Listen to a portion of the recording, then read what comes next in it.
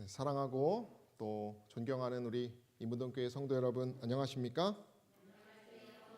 저는 오늘 출애굽의 배은망덕한 이야기 속에서 더 깊어지는 믿음이라는 제목으로 함께 출애굽기의 말씀을 나누고자 합니다. 저희 이제 두 번째 시간인데요, 출애굽기. 저희가 지난 시간에 애굽의 정신으로 물들어 타락한 백성들임에도 불구하고 그러한 정말 악이 가득 찼을 때 모세의 출생으로 또 구속의 또 은혜를 나타내신 하나님의 이야기를 나누었습니다. 그래서 저희가 좋았더라 정신에서 우리가 어떤 순간에도 좋으신 하나님의 역사를 기억하자, 그렇게 외치며 살자라고 했는데요. 우리 그렇게 사셨습니까? 제가 지난주에 청년들한테 말씀대로 말씀 묵상했느냐 이렇게 물어보니까 청년들은 솔직하게 안 했다고 한 명이 말했고 또 누군가는 한 것 같았습니다. 저희가 과거는 있고 중요한 것은 오늘입니다. 이제 이 모세의 출생 이후에 오늘 나눌 이야기는 약 2개월 동안 벌어진 이야기입니다. 사실은 모세 이야기가 워낙 많기 때문에 제가 무엇을 할까 고민을 했지만 앞부분을 다 건너뛰고요. 모세가 어쨌든 부르심을 받았죠, 그죠? 이제 애굽 이야기를 다 끝내고요. 그리고 이제 출애굽기 5장부터는 13장까지 우리가 잘 아는 열재앙, 빠지면 안 되는 그 사건 이야기가 있습니다. 오늘 우리가 함께 나눌 이야기는 이 출애굽기 5장부터 나오는 그리고 13장까지 약 2달간에 벌어지는 사건을 좀 살펴보려고 합니다. 어쨌든 완악한 그 바로 왕과 그 애굽의 신들을 하나님께서 물리치시고자 이 그림처럼 그 애굽의 신들을 어떻게 하셨습니까? 다 차례차례 격파를 하십니다. 이 그림처럼 첫 번째 재앙은 무슨 재앙이었습니까? 피였습니다. 이것은 애굽의 나일강의 신. 지금도 나일강 하면은 유명하지 않습니까? 생명의 젖줄이라고도 하고. 어쨌든 그 애굽은 이 나일강의 그 신은 생명의 근원이었기 때문에 생명의 공급자로 숭배하고 있었습니다. 그러나 그 강을 어떻게 하셨습니까? 뻘겋게 붉은 피로. 또 이 강에서 뭐가 튀어나와요? 흉악한 개구리가 나오게 되죠. 이러한 식으로 완전히 그들이 믿던 신들의 무능함이 어떻게 됐습니까? 증명이 되었습니다. 그리고 그와 반대로 하나님의 능력은 어떻게 됐습니까? 정말 천명되었습니다. 그런 이야기를 우리가 잘 알고 있습니다. 오늘자 신문에 갈릴리가 피로 물들었다 이런 기사가 나와서 제가 좀 봤어요. 종말의 징조라고 이스라엘은 이렇게 공포가 확산됐다고 하는데 이제 댓글들을 보니까 또 기사를 보니까 그것은 피가 아니고 이제 조류가 색소를 축적해서 색이 붉게 변한 것이다. 이렇게 얘기를 합니다. 그러니까 댓글로는 막 이제 조롱을 합니다. 그러나 이 애굽의 신 사건을 아는 이스라엘 백성들이나 우리 그리스도인들은 무슨 생각을 하게 됩니까? 그것을 생각하면서 하나님을 생각하게 된다는 것이지요. 저희도 오늘 그렇게 생각해 보는 것입니다. 영감의 글에 보면 그들의 신들의 능력이 얼마나 보잘것없는가를 불의가 완전 드러난 것입니다. 그죠? 그들이 그렇게 자랑하던 것이 한순간에 사라지는 것입니다. 물거품이 되는 것입니다. 그래서 그들이 하나님의 이 놀라우신 능력을 보고 떨며 하나님께 영광을 돌리기 위하여 하나님께서 그런 역사를 나타내십니다.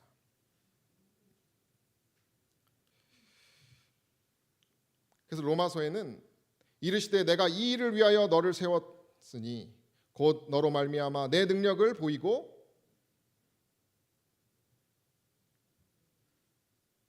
내 이름이 온 땅에 전파되게 하려 함이로라라고 이게 적혀 있습니다. 네. 애굽이 자랑하며 백성들을 미혹했던 신들은 다 그들의 눈앞에서 부수어지고 초태생 심판과 군대가 다 전멸됨으로써 국가적, 구조적 악이 완전히 파괴되는 사건을 우리가 잘 보게 됩니다. 그래서 이런 그림들을 우리가 생각해 보면은 잘 알 수가 있습니다. 그래서 영감의 글은 하나님은 당신의 위대하신 능력을 나타내시고 애굽의 모든 신을 심판하셨다라고 얘기합니다. 좋은 땅으로 인도하시기 위하여 하나님은 그들을 노예 상태에서 구원하셨다라고 이야기를 하십니다. 이 심판은 하나님을 알지 못하는 자들에 대한 심판입니다. 그들이 결국 하나님을 어떻게 인정하는가에 대해서 이제 그것을 이렇게 저희가 살펴보면서 그들은 끝까지 인정하지 않죠, 그죠? 예. 결국 계속되는 경고와 표징을 체계적으로 거부하다가 결국 그들은 멸망을 당하게 합니다.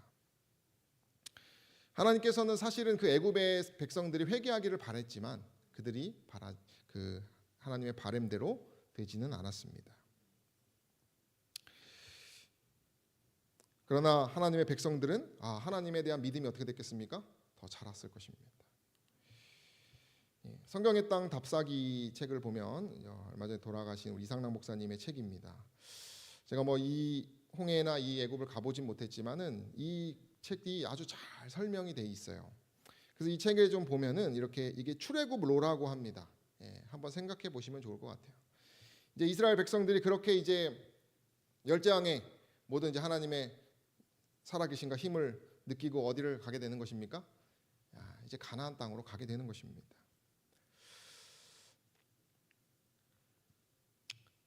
여기 보시면 이제 에담 광야라고 되어 있고, 그죠? 이제 저기 이제 람셋에서부터 이렇게 돌면서 이 광야 그 홍해를 건너서 이 광야를 거쳐서 시내산까지를 가는 것입니다. 오늘 저희가 나누는 이 이야기는 이 홍해에서부터 시내산까지의 약 2달간의 이야기를 나누는 것입니다.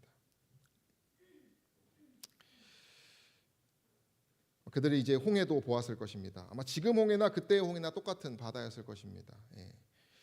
이렇게 생겼다고 합니다. 이런 이제 해변을 앞에서 아마 모세가 무엇을 경험합니까? 또 하나님의 놀라우신 역사를 경험하게 됩니다. 요즘은 AI가 글만 치면 영상도 만들어줍니다. 그래서 홍해의 영상을 만들라고 우리 한 형님이 이렇게 나온다고 저한테 보내줘서 제가 가져왔는데 여기 보시면 아마 이런 느낌으로 멋지죠? 아마 이런 놀라운 기적이 있지 않았을까 생각을 합니다. 그러면서 이제 출애굽기 14장에는 모세가 백성에게 이르되 너희는 두려워 말고 가만히 서서 하나님이 하시는 일을 보라 라고 하면서 이제 우리를 위해 싸우시는 이 홍해를 놀랍게 가르시는 하나님을 보면서 백성들은 무슨 생각을 했을까요? 정말 하나님 대단하시다. 애굽의 생각이 나지 않았을 것입니다. 그들은 밤중에 급히 또 그곳을 나왔고 무교병과 쓴나물을 먹으면서 애굽에서 이제 홍해를 거쳐서 가고 있습니다. 그것이 출애굽기 13장부터 19장의 홍해 도섭 이야기입니다. 그리고 나서 이제 사막을 이제 광야를 걷게 되는데요. 이 아까 말씀드린 그 책에 보면 이제 이 목사님께서 그 이제 시내산까지 가는 여정의 이야기 이렇게 쓰십니다. 여기 보면 비탈진 구릉이 없고 산도 없으며 다만 하늘과 땅 끝이 지평선에 서로 입을 맞춘 채 한없이 이어져 가고만 있다. 황량한 미국 서부를 달리는 것과 진배 없는 살 풍경이다. 광야는 장렬하는 불볕에 뜨겁게 달아오르고 있다. 차창으로 다가오는 광야의 7월의 열기에도 불구하고 묘하게 정적 속에 졸고 있다. 끝간데 없이 펼쳐진 삭막한 황야. 모래바람 속에서도 달려도 지루하리만큼 끝없는 광야이다. 이렇게 얘기를 합니다. 그러나 그들은 어쨌든 이런 저희가 한번 생각해 보게 되는 거죠, 그죠? 그런 광야를 걸으면서도 마음 가운데는 기쁨이 있었을 것입니다. 이게 지금 실제로는 그 홍해부터 시내산 거리가 차로는 5시간 거리라고 합니다.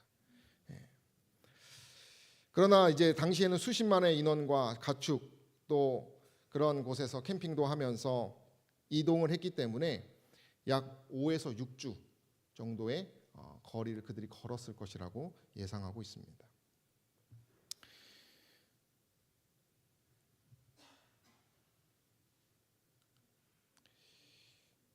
황량한 광야를 지나면서 그 책에 보면 계속 이렇게 얘기합니다. 이스라엘 백성이 왜 불평을 했겠는가를 생각하니 인간적으로는 이해가 갔다. 아무리 걷고 또 걸어도 나 나무 한 그루 없는 끝없는 광야에서 목은 마르고 피곤하자 이집트가 생각난 것이다. 나도 이집트에서 아침에 먹은 시원한 수박과 참외가 생각이 났다.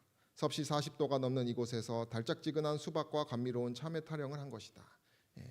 목사님도 그 여정에서 그들은 구름 기둥으로 갔지만 이제 에어컨 기둥을 가지고 또 차 타고 가는 여정이었지만 목사님도 그 애굽에서 먹은 맛있는 것들이 생각난다는 것입니다. 그러니 이 백성들도 애굽의 그 여러 먹거리들이 생각이 났을 것입니다.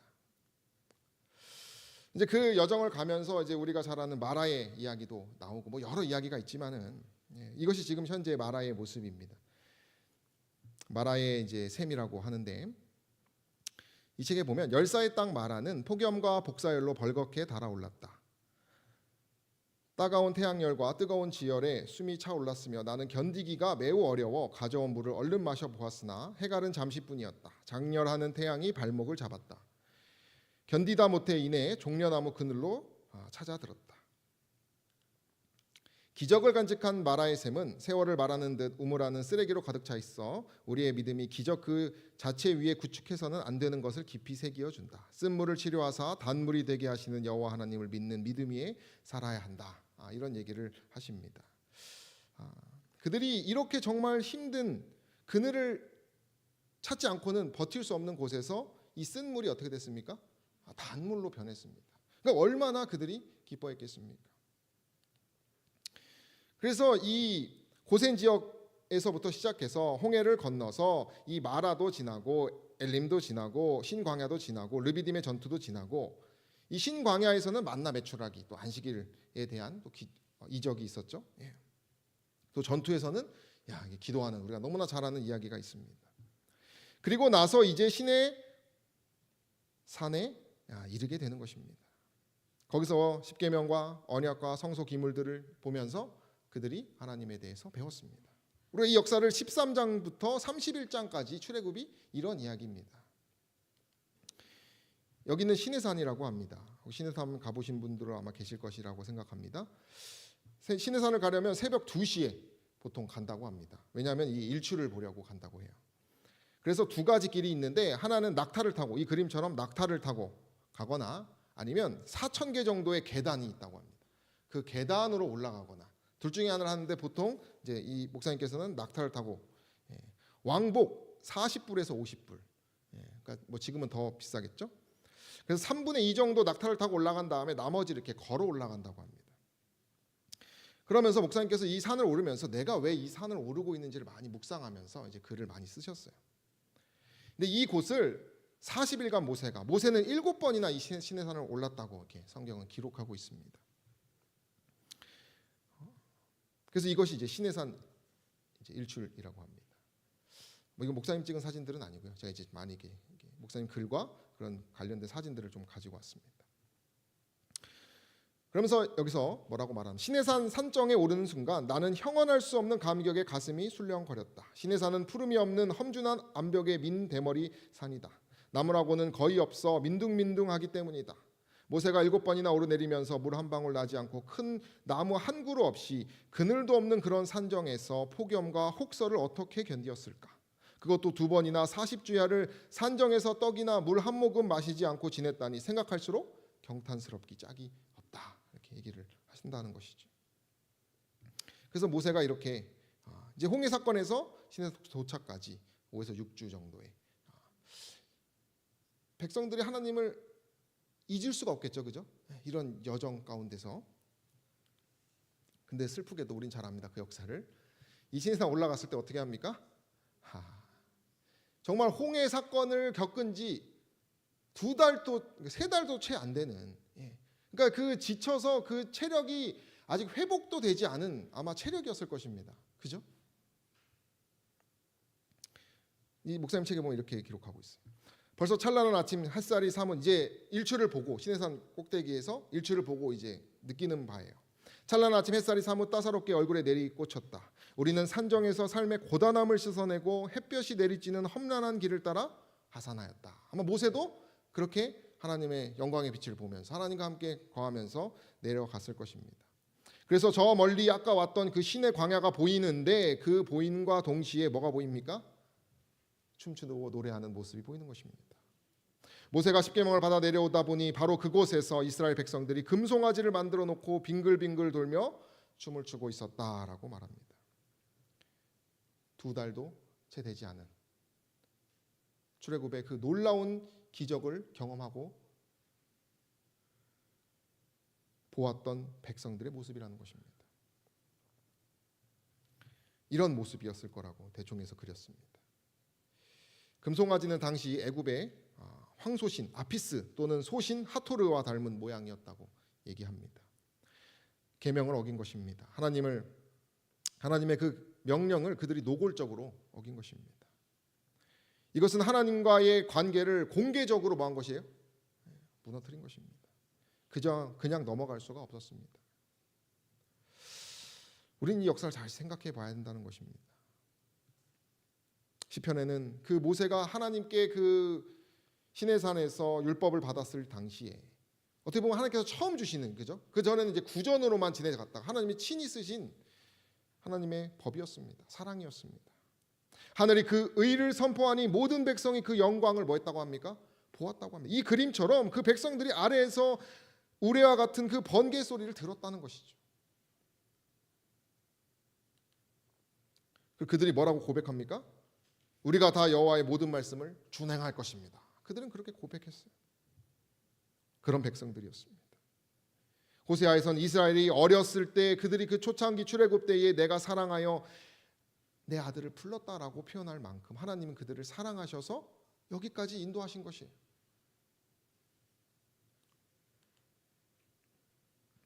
그들이 애굽에서 나올 때 예언의 성취입니다. 그죠?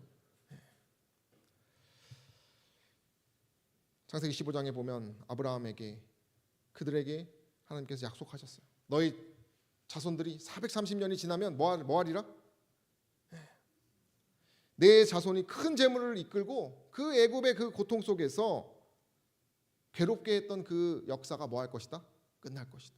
예언까지 주시면서 그 백성들을 얼마나 사랑하시는지에 대해서 말씀하셨다는 것입니다. 이 아브라함 때부터 시작할 430년 그 예언된 이야기가 그 당시에 정말 니무롯과 그 수많은 우상 숭배에도 불구하고 하나님께서 그들을 특권을 허락하셨다는 것이죠. 그죠? 성경은 특권을 더 받은 자에게 뭐 하신다 그랬어요? 더 요구하신다 그랬어요.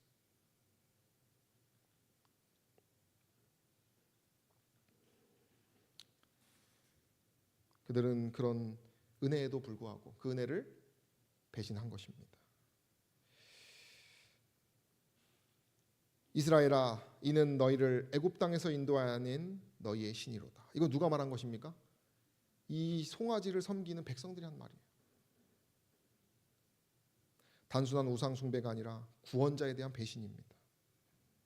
제가 어떤 죄가 더 클까? 이 바로가 완악해져 가지고 열재앙을 거쳐서도 죽기까지 후회하지 않은 것이 더 클까? 아니면 이 백성들의 죄가 더 클까 고민을 해봤어요. 어떤 죄가 더 클까요?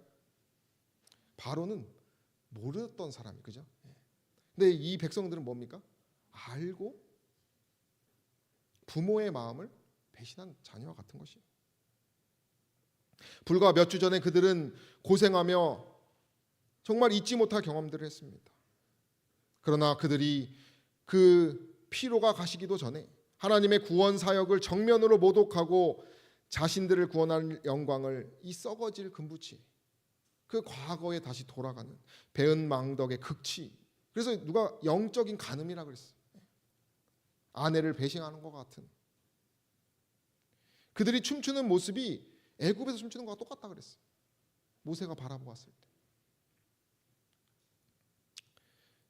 그래서 출애굽기 교과 이번 교과를 보면은 창조의 질서가 뒤집혔다는 것이. 다시 그 혼돈 속에서 빛을 만들으셨던 것처럼 완전히 질서가 파괴된 무질서의 그 혼돈의 모습을 우리는 보게 된다는 것입니다. 그들은 자신의 형상이 아니라 동물의 형상으로 주님께 더 큰 죄를 지었다라고 말합니다. 그리고 이들이 왜 더 큰 죄냐면 바로 아론 때문에 그런 것입니다. 지도자조차도 뭐 한 것입니까? 타협했기 때문에. 그래서 악을 행하도록 격려한 죄보다 더 큰 죄는 없다고 영감의 글은 얘기합니다. 여러분, 이렇게 창조의 질서가 만약에 우리의 삶 가운데 뒤집혀 있다면 우리 어떻게 해야 됩니까? 우리는 역사를 통해서 배워야 한다는 것입니다. 오늘 두 가지만 함께 배우려고 하는데요. 이러한 이제 이야기를 저희가 마치면서 여기서 이제 교훈 두 가지를 좀 찾아보고자 합니다. 첫 번째는 그리스도를 대신하는 우상 숭배의 위협이라는 것입니다.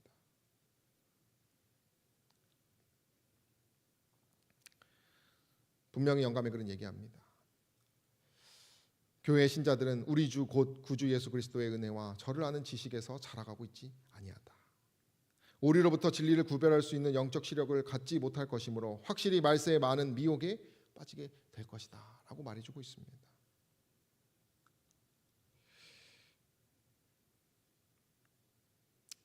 우상 숭배는요, 대신의 정신입니다. 이 대신의 정신은 우리가 바벨탑을 세웠을 때 그들이 다 모든 걸 대신하자 그랬어요. 대신하자. 백성들은 하나님을 나타내는 표상, 곧 모세를 대신하여 그들을 인도해야 할 어떤 형상을 갈망했다 이렇게 그랬어요. 모세를 대신하고 그가 표상하는 그리스도를 대신하는 우상의 정신을 그들이 가졌다는 것입니다.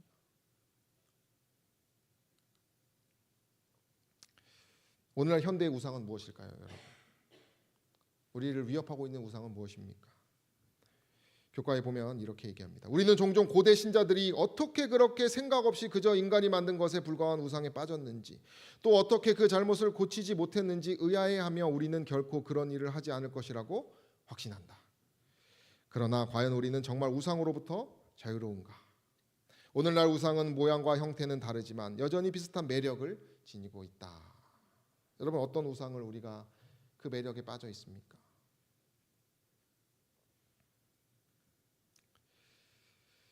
여기 여러 우상들의 그림들이 있습니다. 여러분들은 어떤 거에 빠져 계십니까? 어떤 것이 눈에 쏙쏙 들어오십니까?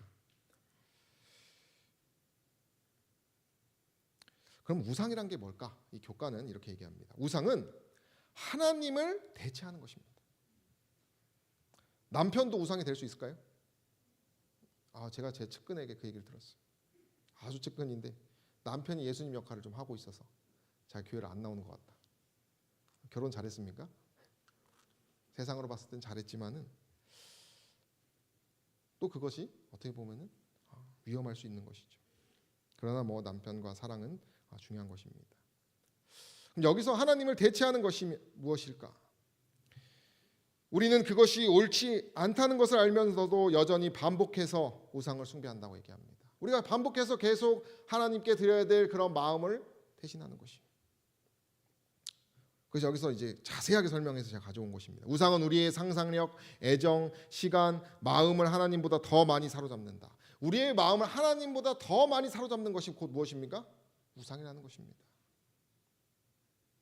무슨 금송아지를, 그들에게는 그것이 아주 익숙한 것이었어요. 심지어 사고방식까지, 우리의 이성까지 지배한다는 것입니다. 그래서 그것이 찾는 것이 무엇이냐? 여기 쭈르륵 하고 있어요. 교만, 자기중심성, 돈, 권력, 성관계, 음식, 텔레비전, 마약, 술, 불순한 생각, 음란물, 쾌락, 일, 운동, 가족, 게임, 유튜브, 영화, 쇼핑, 사상, 정치, 음악, 지위, 직함, 성적, 이런 다양한 것들이라는 것이죠. 여러분, 왜 이스라엘 백성들이 그 2달 만에 그렇게 변질되게 됐습니까? 그들도 우상인 줄을 모르고 뭐한 것이에요? 그 자신들의 마음을 지키지 못한 것이에요. 그 우상 숭배라고 하는 그 위협이 얼마나 무서운지에 대해서 과소평가한 것입니다.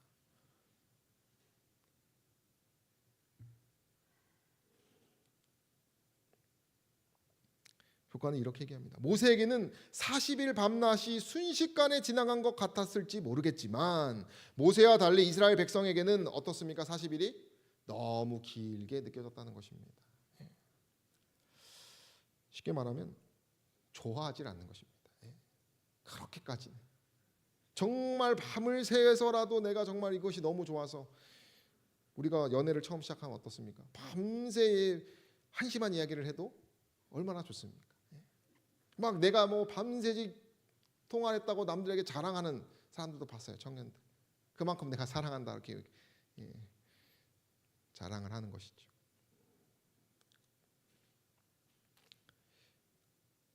그들에게는 그 40일이 너무 길게 느껴졌다는 것입니다. 그 인간의 연약함이 어떻습니까? 아무리 큰 이적을 봐도 어제 성공해도 우리는 뭐 할 수 있어요? 오늘 실패할 수 있다는 것을 기억해야 한다는 것이. 항상 함께하던 지도자가 보이지도 않습니다. 그러니까 우리가 누군가 의지하고 있던 사람이 없어져야 진짜가 나오는 것입니다. 부모를 떠나야 뭐가 나와요? 진짜 신앙이 나와요. 우리가 정말 선교를 해봐야 진짜 내 신앙이 나오고.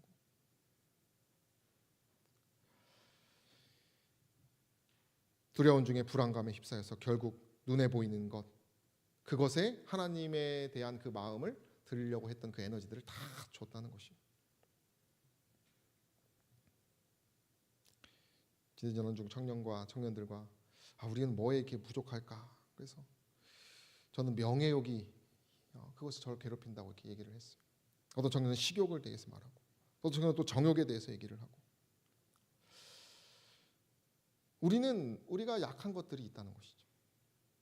그것이 그저 잘 넘어가는 것이 아니라 그것이 나의 뭘 끊을 수 있어요? 하나님과 나 사이에 그 놀라운 생명을 끊을 수 있다는 것을 명심해야 한다는 것입니다. 우리는 그래서 이것을 이기기 위해서 어떻게 해야 될까요?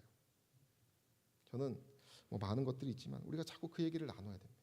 그러니까 그 우상 숭배가 나를 괴롭히지 못하도록 사람들을 만나서 모이기를 힘써서 성도들끼리 모여야 돼요. 그런 얘기를 나누고 내 부족을 나누고 또 내 스스로도 이겨내보고, 그래서 승리한 얘기를 하나님께도 말하고. 우리가 자신이 부끄럽지만 그 길을 가는 수밖에 없는 것입니다.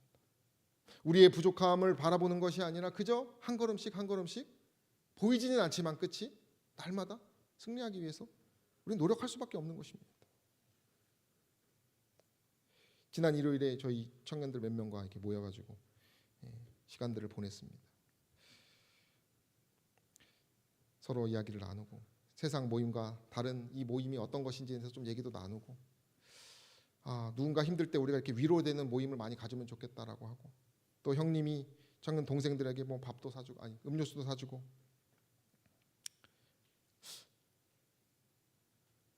저 여러분들이 그 우상 숭배의 그 위협으로부터 우리 마음을 지키시게 되기를 간절히 소망합니다. 우리가 그거밖에 없는 것입니다.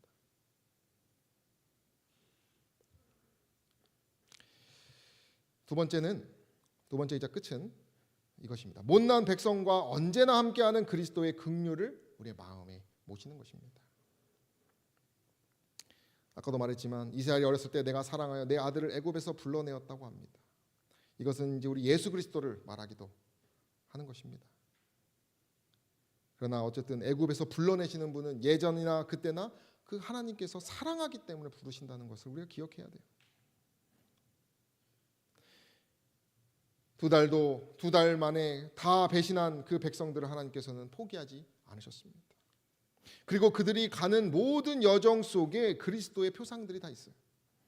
쭉 보니까 구원, 그 홍해를 통해서, 또 구름과 불을 통해서, 모세와 어린 양의 노래를 통해서, 마라의 치유를 통해서, 쉼을 통해서, 만나 양식을 통해서, 생수를 통해서, 또 중보해 주시는 그 기도를 통해서, 그리고 하나님께서 그 언약과 시내산에서 함께 만나시는 것을 통해서 하나님께서는, 그리고 마지막으로는 그 백성들에게 중보하는 모세의 중보를 통하여 하나님은 그들이 그 홍해를 건너기 시작할 때부터 시내산에 이르러 모세의 중보에 이르기까지 뭐 하셨어요? 그 과정마다 함께 하셨다는 것입니다. 그 과정 속에서 죄는 형태만 다르지 오늘날과 똑같습니다. 불평불만이 가득했습니다. 그러나 그때마다 하나님께서는 그리스도의 모습을 나타내셨다는 것이죠. 출애굽은 과거입니다. 미래는 우리가 계시록에 많이 기록되어 있어요. 제가 그래서 이것과 계시록에는 어떤 그런 기록들이 있는지 좀 찾아보았습니다. 계시록에는 이 구원, 이 홍해부터 시작하여서 모세의 중보까지 이르는 그 모든 과정들이 이 계시록엔 다 기록되어 있어요. 홍해와 같은 유리바다가 있고요. 모세와의 노래와 어린 양의 노래가 있고요. 생명수의 샘이 있고요. 감추인 만나가 있으면 보상이죠. 광야에서 보호와 양육하시는 하나님의 모습이 있고요. 용과 짐승 전쟁에서의 승리하시는 하나님의 모습이 있습니다. 그리고 이 시내산에서 하나님께서 역사하신 것처럼 보좌와 번개의 음성, 그 우레와 같은 하나님의 역사가 기록되어 있어요. 그리고 언약궤도 보입니다. 그리고 마지막에는 하나님과 어린 양이 함께 계셔서 새 예루살렘으로 그들을 초청하는 그 모든 역사가 계시록의 그 미래 최종 단계에도 나타나 있다는 사실입니다. 이 계시록은 과거의 역사가 미래에도 똑같이 일어날 것이라고 하는 증거입니다.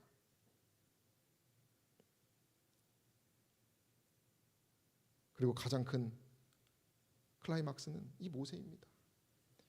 그들이 그 시내산에서 그 금송아지를 가지고 하나님을 완전히 음행을 가지고 배도했지만은 이 모세는 누구를 표상합니까?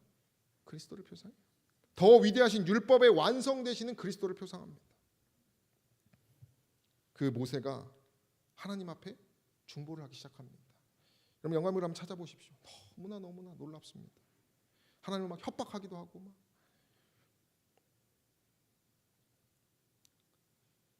하나님께서 이제 이 백성들은 너의 것이다 이렇게까지 말하셔요. 근데 모세가 뭐라 그래요? 제 거 아닙니다. 하나님 것입니다.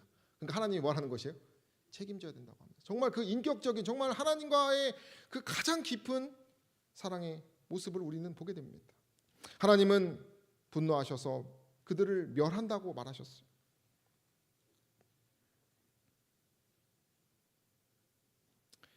여기 보면 그는 백성들이 겸비해야 할 필요를 전혀 느끼지 않았기 때문에 하나님 앞에 스스로 엎드렸다. 그는 그들이 그들 스스로를 위해 간구할 필요를 전혀 느끼지 못하기 때문에 그들을 위하여 중보하였다. 여러분 이것이 사람하고 다른 것입니다. 사람은 느끼지 못하고 이 사람이 깨닫지 못하면 어떻게 합니까? 포기하는 것이 사람입니다. 하나님은 절대 포기 안 하세요. 그것이 모세의 모습을 통해서 우리는 보게 되는 것입니다. 그것이 하나님의 긍휼의 실제입니다. 영감의 글에 보면 애굽을 떠난 지 몇 달이 못 되었기 때문에 만약에 하나님께서 여기서 진멸하셔 버리면 애굽의 이방을 신을 믿는 사람들은 무슨 생각을 할까요? 하나님이 죽이려고 걔네들을 끄집어냈구나. 영감의 글은 그렇게 써 있어요. 그렇게 해서 하나님께서 뭐 하신다는 것이에요? 모욕을 당하실 것이라고 얘기합니다. 그들이 그 하나님의 그 무서움에 대해서 그들이 분명히 말하면서 하나님을 조롱할 것이라고 영감의 글은 기록하고 있어요.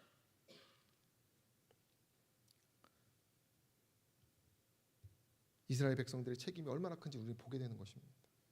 하나님이 오죽했으면 그 말을 하셨을까요? 그러나 이러한 위기의 순간에 우리가 출애굽기에 보면은 우리 함께 읽어볼까요? 합의하시면 시작.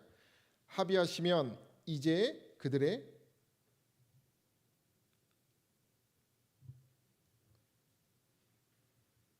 제가 이게 좀 처음 하는 거라 함께 읽겠습니다. 합의하시면 시작. 합의하시면 이제 그들의 죄를 사하시옵소서. 그렇지 않사오면 원컨대 죄에 기록하진 책에서 내 이름을 지워버려 주옵소서. 이것이 정말 가장 큰 것이에요. 이거는 뭘 포기하는 것입니까? 자신의 구원을 포기하는 것입니다. 인간은 자신의 구원을 위해서 예배를 드리는데 모세는 자신의 구원은 신경 쓰지 않는 그 놀라운 그리스도의 모습을 나타내고 있다는 것입니다. 이것은 자기의 목숨을 많은 사람의 대속물로 주신 예수 그리스도의 그 십자가 갈바리의 모습이라는 사실입니다. 이 모세의 시내산 사건과 이 중보는 이스라엘 역사이긴 하지만은 이제 이것은 그리스도를 표상하는 역사이기 때문에 이 예수 그리스도를 통해서 이제 하늘 가나안으로 가는 것을 제2의 출애굽이라고 우리는 합니다. 그죠? 그래서 요한복음은 율법은 모세로 말미암아 주신 것이지만 그 율법보다 더 큰 은혜와 진리는 누구로 말미암아 온가라 그랬어요? 예수 그리스도. 그래서 우리는 이 세상의 애굽으로부터 이 그리스도를 믿는 믿음으로 출애굽할 수 있다는 것이죠. 영감의 글은 이렇게 잘 말하고 있습니다. 이스라엘 백성의 불신과 원망과 무서운 범죄로 하나님께서 그들에 대하여 크게 진노하셨을 때에 그들에 대한 모세의 사랑이 시험을 받았다. 그러나 모세는 어떻게 했습니까? 모세는 백성들을 위해 간절히 애원함으로 이스라엘에 대한 사랑을 나타냈다라고 말합니다. 그리고 지워달라고 하면서 그렇게 했죠. 그래서 이제 알고 보니까 레위 지파는 우상 숭배에 가담하지 않았고요. 그리고 이 중보, 이 다시 한 번의 호소를 받아들인 백성들은 뭐 했습니까? 구원을 받았어요. 그러나 그 중에서도 반역을 고치지 않는 사람들은 다 죽게 되었습니다. 약 3,000명 가량이 죽었다고 얘기합니다. 그러니까 하나님의 법을 어기면 어떻게 되는 것이에요? 죽는 것이 사실입니다. 우리가 그 중보자를 따라가지 않으면, 우리가 저와 여러분들이 매일 매 순간 이 중보자의 정신으로 살지 않으면 어떻게 된다는 것입니까? 하나님을 모욕하며 하나님이 참으로 조롱거리가 되며 우리의 지금까지의 믿음이 다 뭐한다는 것이 물거품이 된다는 사실은 기억해야 한다는 것이죠. 제가 자주 보여드리는 이제 달력인데 여기는 이제 안식일 날에 표시가 되어 있습니다. 유대인들은 안식일을 잘 지키죠.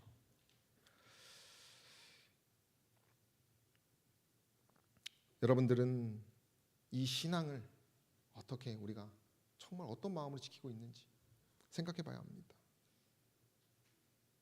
정말 저와 여러분들이 매주 투쟁하고 매일 고백하는 정말 그러한 신앙을 하시게 되기를 간절히 소망합니다.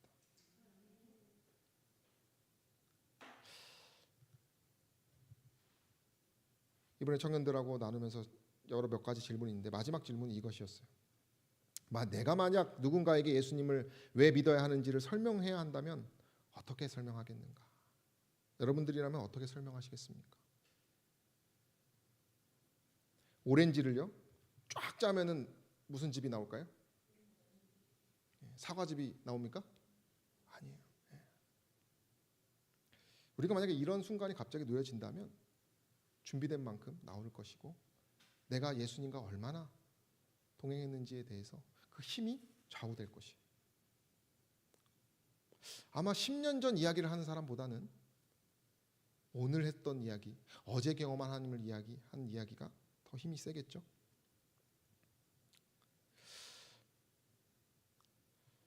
저 여러분들이 우리가 정말 하나님과 인격적으로 만나서 내 예수님을 왜 믿어야 하는지에 대해서 고백할 수 있는 신앙을 하시게 되기를 간절히 소망합니다. 그리고 만약에 내가 이것에 대해서 전혀 느끼지를 못한다면 그 자체로 하나님께로 나아가시게 되기를 간절히 소망합니다.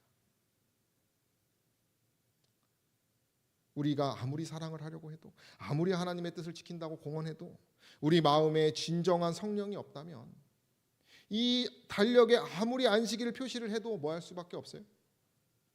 실패할 수밖에 없다는 사실입니다. 여러분, 제가 최근에 기독교 서적을 갔어요. 누구를 만나다가 시간이 좀 남아가지고 잠깐 갔는데 제가 생각난 것이 있어요. 기도문이 엄청 많더라고요. 이게 다 기도에 관련된 것입니다. 우리는 이렇게 쏟아져 나가는 이 기도 가운데 어떤 마음으로 기도를 하고 있습니까? 예수님 없는 기도를 우리가 만약에 하고 있다면 이 시간 우리 뭐 해야 될까요? 다시 생각해야 된다는 것이죠. 이것은 무엇일까요? 성경이 이렇게 많습니다. 성경이 아무리 많아도 우리의 마음에 정말 그리스도에 대한 정말 진정한 마음이 없다면, 우리의 삶에서 정말 그리스도의 정신으로 그 우상 숭배에 대한 것을 정말 처절하게 고백하고 우리의 중보자 되시고 정말 우리를 그 죄에서 구원하신 그리스도에 대한 마음으로 살지 않는다면 이 아무리 수많은 프로그램과 수많은 기도의 방법과 성경의 번역도 다 뭐 할 수밖에 없는 것입니까? 아무짝에도 쓸데없는 그런 것이라는 사실을 기억하시게 되기를 간절히 소망합니다. 모세의 얼굴에 빛이 나게 한 것은 그가 그리스도를 보았다 그랬습니다. 이 율법이 아니라 율법에 나타난 그리스도를 보았다 그랬어요. 우리는 그리스도가 없으면 범죄자는 그저 저주하에 있게 되고 용서받을 희망이 없다는 것이에요. 우리는 날마다 죽어야 합니다. 우리의 죄로 인해서 날마다 죽어야 돼요.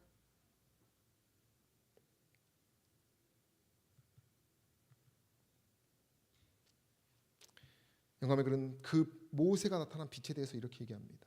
모세가 산에 있는 동안 하나님께서는 그에게 율법한 뿐 아니라 구속의 경륜도 보여주셨다. 제가 지금 구속의 경륜을 배우고 있는 것입니다. 역사별로. 그는 그리스도의 희생이 유대 국가 시대에는 모든 유형과 상징으로 예표된 것을 보았다. 그리고 모세의 얼굴에 비친 빛은 하나님의 율법의 영광의 빛에 못지않게 갈바리에서 흘러나온 하늘의 빛이었다는 것이 그리스도의 빛이라는 것입니다. 모세의 얼굴에서 반사된 영광은 그리스도의 중보를 통하여 하나님의 계명을 지키는 백성이 받을 축복을 예시한다. 여러분, 이 모세가 경험한 것이 누구의 축복이라는 것입니까? 저와 여러분들의 경험해야 할 수 있는 그 능력이라는 사실을 기억하시기를 바랍니다. 그것은 우리가 함께 읽어볼까요? 노란 부분. 우리가 하나님과 시작. 우리가 하나님과 가까이 교제하면 할수록 그리고 그분의 요구를 더 분명히 알면 알수록 우리는 하나님의 형상을 더 완전하게 담게 되고 더 쉽게 그분의 품성에 참여하는 자가 될 수 있다고 증거한다. 저 여러분들이 이것을 증거하는 저 여러분 되시기를 간절히 소망합니다.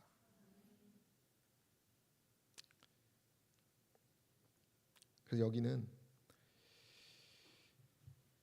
우리의 마음에 그리스도가 계셔야 된다 그러고 있어요. 그러니까 우리는 이 출애굽기의 이 못난 역사를 통해서 우리의 마음에 그리스도를 거해야 한다는 사실입니다. 믿음으로 말미암아, 우리 다 같이 또 읽어볼까요? 믿음으로 말미암아. 시작. 믿음으로 말미암아 그리스도께서 너희 마음에 계시게 하옵시고 너희가 사랑 가운데서 뿌리가 박히고 터가 굳어져서 능히 모든 성도와 함께 지식에 넘치는 그리스도의 사랑을 알아 그 넓이와 길이와 높이와 깊이가 어떠함을 깨달아 하나님의 모든 충만하신 것으로 너희에게 충만하게 하시기를 구하노라. 아멘. 저 여러분들이 이런 삶을 사시게 되기를 간절히 소망합니다. 모세는요, 그래서 기도했어요. 보여달라 기도했어요. 저 여러분들이 기도를 하시기를 바랍니다. 우리가 만약에 이 모세와 같은 경험이 없을 수도 있지만 그것이 부끄러운 것은 아닙니다. 우리가 그리고 어제 경험했다 할지라도 오늘 우리가 다시 경험해야 될 하나님의 섭리입니다. 그래서 우리가 주의 길을 보여달라고 하고 내게 보여달라고 하는 이 모세의 고백이 저 여러분들의 고백이 되시기를 간절히 소망합니다. 그래서 우리 모든 이무동교회 성도 여러분들의 삶이 또 이 신앙이 정말 이 모세가 하나님께 탄원한 것처럼 늘 날마다 탄식하고 하나님의 그 놀라운 섭리를 간구하는 저 여러분 되시기를 간절히 바라며 말씀을 마치겠습니다.